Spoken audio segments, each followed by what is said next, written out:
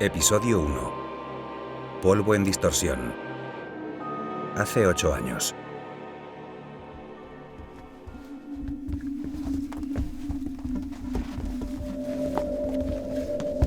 El destacamento del Grupo Especial de Operaciones llegó al tercer piso del edificio en tromba, con todo el sigilo que le permitía su aparatoso equipamiento. Las 2 docenas de hombres ocultaban sus rostros con cascos y pasamontañas y avanzaban con los fusiles de asalto por delante.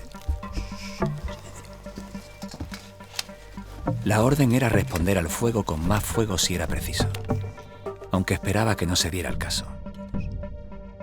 Estamos listos, inspector. Crucé una mirada con Frank, que se había quedado en la retaguardia a mi lado. Éramos los únicos agentes de paisano y la atención de todos los miembros del comando estaba puesta en nosotros. Si por mí hubiera sido, me habría puesto a la cabeza del grupo, pero me obligué a respetar el procedimiento y me quedé apoyado contra la pared mientras notaba las gotas de sudor deslizarse bajo el chaleco antibala. Adelante. 1, 2, 3. Vale. 1, 2, 3. ¡Vamos! ¡Dentro! ¡Policía, todo el mundo quieto! ¡Dios! ¡Échese al suelo! ¡Quietos! ¡Vamos! Debería haber esperado a que los agentes asegurasen el piso, pero llevaba demasiado tiempo esperando aquel momento como para conformarme con eso. Así que apreté los dientes y me lancé tras ellos. ¡Vamos! Nada más entrar. El caos. En medio del salón había un individuo larguirucho y cubierto de tatuaje, negro como el fondo de una bolsa para cadáveres y sonriente como un dios. Parcel forcejeaba con varios agentes sin dejar de sonreír, como si aún no hubiera sido capaz de entender lo que estaba sucediendo, pero aún así le hiciera mucha gracia. Pero, ¿qué cojones? ¡Al suelo! Acudí a ayudarlo y en pocos segundos lo tuvimos sometido. Detrás de nosotros, varias chicas en ropa interior chillaban y se abrazaban unas a otras, sorprendidas y asustadas por la irrupción del grupo de hombres enmascarados. Me permití el honor de ser quien le colocara los grilletes a Parcel.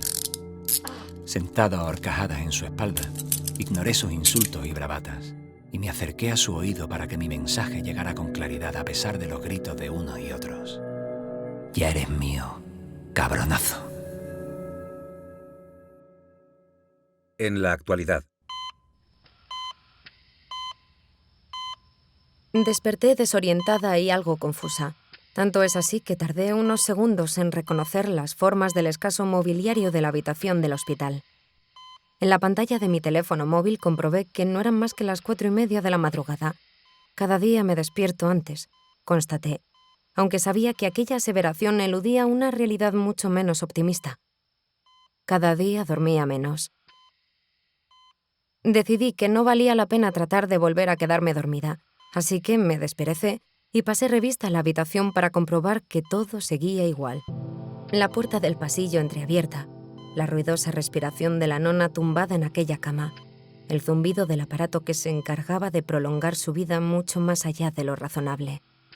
En el ambiente persistía el molesto olor a hospital, que cada cierto tiempo era enturbiado por otro olor, nauseabundo y corrupto, procedente del interior del cuerpo de mi abuela, y que evidenciaba lo mal que andaban las cosas allí dentro.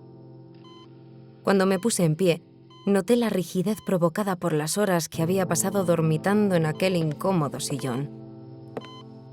Me acerqué a la cama de la nona para observar su rostro, apenas una sombra de lo que fue.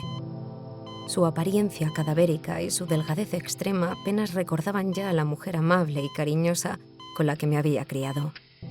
Allí solo quedaba su cuerpo, piel sobre huesos y músculos más escuálidos a cada día que pasaba.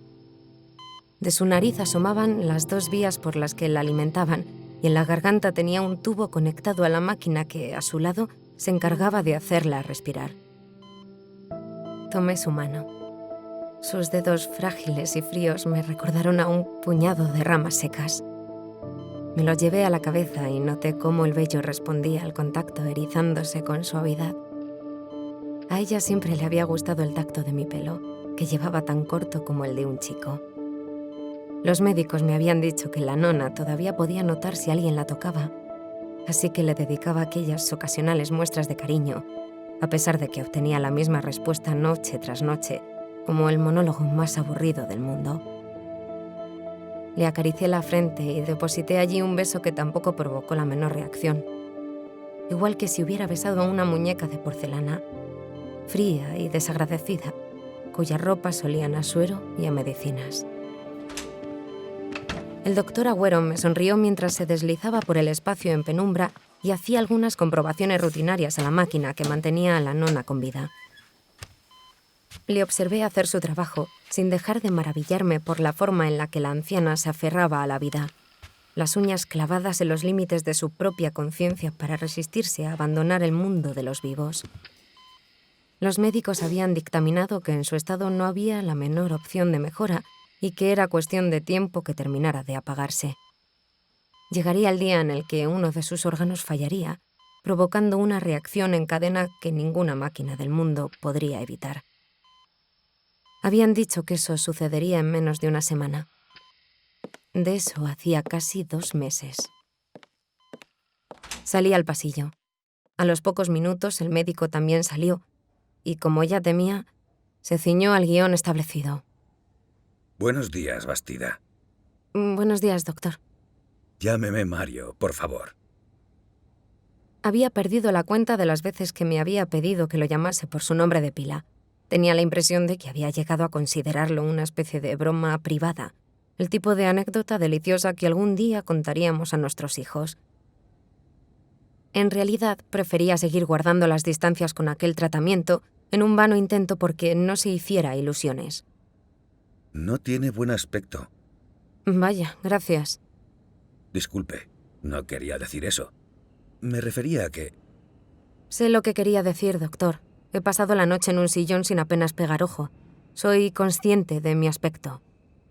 Ya sabe que no tiene que pasar aquí cada noche. Puede irse a casa a descansar. La avisaré personalmente si sucede algo. Sonrió de forma exagerada, intentando parecer infinitamente más dócil de lo que en realidad debía ser. No pude evitar preguntarme si aquel tipo sería capaz de desenchufar la máquina que mantenía a la nona con vida con tal de tener una excusa para telefonearme. Gracias por todo, doctor. Tengo que irme a trabajar, nona. Volveré esta noche. Es guapo, ¿verdad? Si pudieras hablar, seguro que le pedirías que cuidara de mí. ¿A que sí? Lo siento, pero si un día decido echarme novio, el doctor Agüero no estará el primero en la lista, ni tampoco el segundo. La besé de nuevo y le apreté la mano, confiando en que en algún lugar en lo más profundo de aquel cuerpo ajado y vencido por el tiempo, la nona agradecería el gesto. Después me marché, al tiempo que rezaba por no volver a encontrarme de nuevo con el médico.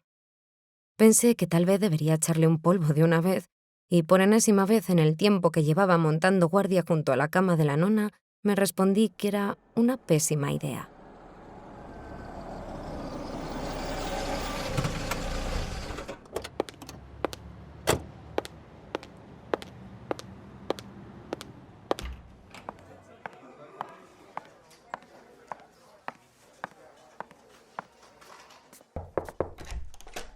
Buenos días, Pinilla. Buenos días, Bastida. Por favor, pase. Una vez que tuve delante a mi superior, no pude evitar preguntarme el motivo por el que me había hecho llamar. ¿Habría dicho o hecho algo inapropiado durante los últimos días? ¿Acaso mi aspecto cansado y mis ojeras habían provocado la preocupación de mis compañeros? ¿O tal vez el agotamiento me había hecho pasar por alto algún detalle importante de mis últimas investigaciones? Imagino que habrá oído los rumores acerca de la reincorporación del inspector Espinosa. ¿Y quién no? Pensé.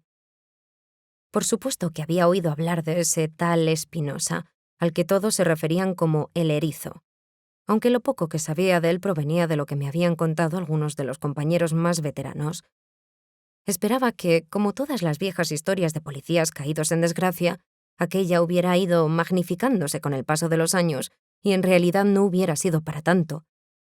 Sin embargo, a diferencia de otras anécdotas que circulaban por la comisaría, la de aquel tipo tenía un aire maldito, como de malfario, ya que los pocos que habían sido testigos de lo que sucedió hacía 8 años eran reacios a explayarse o a entrar en detalles, por lo que era difícil saber cuánto había de verdad y cuánto de invención en aquel relato. Después de 8 años de baja por depresión, Espinosa va a reincorporarse al servicio. Se le ha asignado un puesto en la Brigada de Homicidios y Desaparecidos. Aquella dosis de información bastó para no soltar una blasfemia. La alusión al regreso del inspector Espinosa me hizo temer que la intención del comisario, en realidad, fuera endosarme como compañero a aquel tipo de pasado oscuro y que llevaba casi una década sin pisar una comisaría. Nadie sabe a ciencia cierta lo que ha sido de Espinosa durante todo este tiempo. No me diga. Hay rumores, ya sabe. Hay quien dice que ha ido dando tumbos de ciudad en ciudad, emborrachándose y metiéndose de todo. Nadie esperaba que, hace unos meses, apareciera y solicitara ser reincorporado en su antiguo puesto. ¿Y me va a tocar a mí aguantar a semejante joya? En lugar de responder, Pinilla extrajo una goma elástica de un cajón de su escritorio y la colocó entre los dedos para estirarla, como si de esa manera pudiera disimular su azoramiento. Usted quería volar sola. Sé que no le hace gracia estar bajo la supervisión de Ferrer y Fernat, así que esta es su oportunidad. Se refería a los 2 agentes veteranos que había tenido como compañeros desde que recalé en Madrid. 2 tipos tan vagos y reacios a complicarse la vida que me habían hecho sentir tan limitada y menospreciada como si siguiera siendo un agente de uniforme en lugar de la inspectora experimentada que era. Créame, Bastida, ojalá no tuviera que hacerlo. A mí me hace menos gracia que a nadie tener a ese tipo por aquí. Si por mí fuera, lo prejubilaría o le daría la incapacidad. Cualquier cosa antes que tener a un desequilibrado con una placa y una pistola suelto por la ciudad. Es increíble. ¿Cómo es que han dejado volver a ese tal Espinosa? Está limpio, o eso dicen los análisis. Si era adicto a cualquier cosa, ya no lo es. En realidad, lo que digan los análisis no significa nada. ¿Usted fuma, Bastida? No. Yo antes fumaba, y le aseguro que no hay un solo día que me levante sin ganas de echarme un pitillo. He dejado de fumar, pero sigo siendo un fumador, y mucho me temo que seguiré siéndolo hasta que me entierren. No me pagan por hacer de niñera, señor. Y no tendrá que hacerlo, por supuesto. Solo... Dejó la frase en suspenso. Varios segundos de silencio inhóspito bastaron para que supiera lo que el comisario quería de mí. Me dije que eso no podía estar pasando, pero no tardé en concluir que sí, que estaba sucediendo.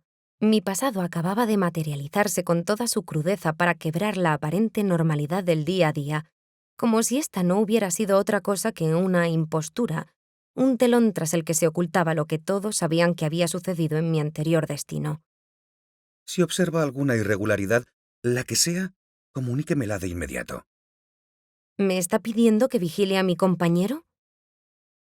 Era justo eso, pero sabía que Pinilla jamás lo admitiría, de la misma manera que tampoco reconocería que si me había escogido para aquel cometido, era porque creía que lo que había sucedido en mi anterior destino me definía como policía y como persona. Habría tenido que ser imbécil para no concluir que todos los agentes del edificio debían de pensar igual que él, que no me temblaría el pulso a la hora de denunciar a cualquiera de ellos si observaba la menor irregularidad, lo que no me convertía en la persona más popular de la comisaría, precisamente. Maldita sea, Bastida. Solo le pido que haga su trabajo, nada más. Si Espinosa llega tarde, o huele a alcohol, o le parece que está colocado, dígamelo. Con el debido respeto, señor... No me haga repetírselo, inspectora. Eso es todo. No quería dejarlo estar, pero me obligué a tragarme mis palabras. Habría preferido quedarme y tratar de hacerle entender a gritos que bastante tenía con cuidarme de los maleantes a los que se suponía que debía de tener como para encima verme obligada a vigilar a uno de mis compañeros. En lugar de eso, me puse en pie y abandoné el despacho. Pasé junto a la secretaria de Pinilla y atravesé la pequeña sala de espera con pasos rápidos y furiosos. Me detuve cuando reparé en el tipo que dormitaba en uno de aquellos asientos de plástico con la cabeza apoyada contra la pared. Su aspecto me descolocó, y me pregunté si se habría perdido de camino en los calabozos o si bien habría pasado la noche en uno de ellos. Se cubría la cabeza con un sombrero viejo y tan calado que ocultaba parte de su rostro, y, por su aspecto, lo primero que pensé fue que se trataba de un indigente que había pensado que aquellos asientos endebles e incómodos eran un buen lugar en el que echarse una cabezada.